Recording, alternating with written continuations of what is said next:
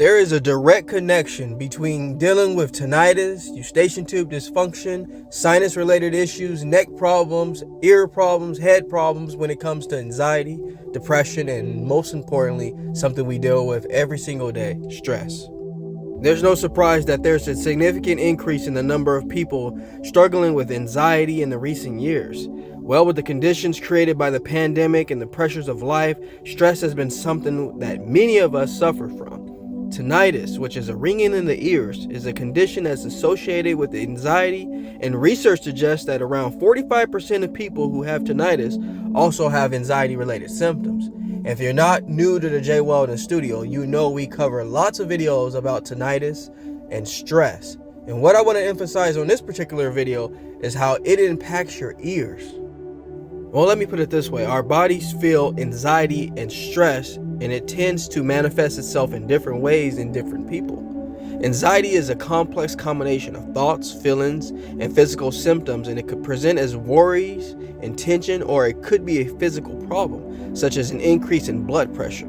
Other symptoms of anxiety can include headaches, muscle tension, dry mouth, fatigue, rapid breathing, sleep difficulties.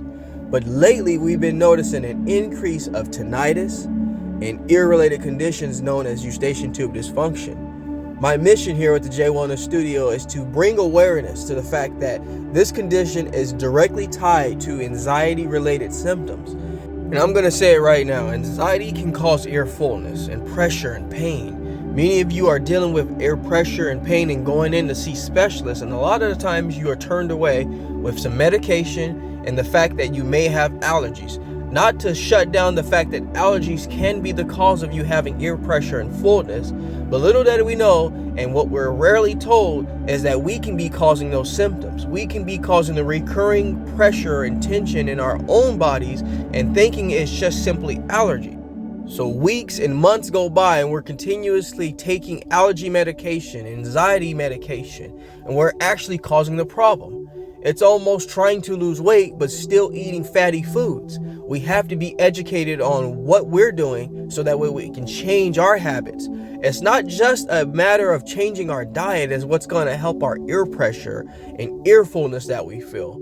It's an overall complete change in our perspective and our mental attitude to be able to get over this condition. Scientists and doctors all around the world have continuously proven that it's not unusual for people like ourselves dealing with anxiety and stress to feel ear pain and pressure, and especially during panic attacks we feel a lot of stress. We also experience ear pressure and fullness and pain when we're simply just feel weird or our body just feels off for the day. We have this near constant urge to pop our ears to relieve the pressure, but the popping does very little to make us feel better. So we go back to the doctor to ask them what is going on with my ears, and we're continuously told it's just allergies, it's just allergies. We'll do allergy tests, and it continuously coming back and still finding no answers. How much are we really informed that when we're dealing with anxiety and stress, our inner ears are very sensitive to the change in fluid and blood supply?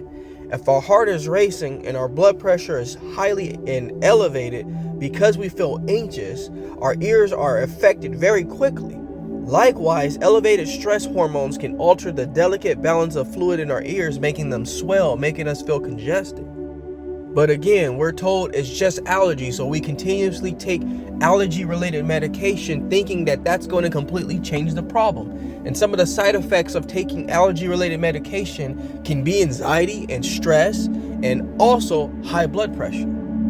This creates a revolving door effect of what we're doing to ourselves is not helping what we feel. So the burning question is, what do I do to get rid of this problem? Well, I'm going to tell you there are a number of things that we can try to do. The biggest thing though is we need to just be aware of what we're doing ourselves.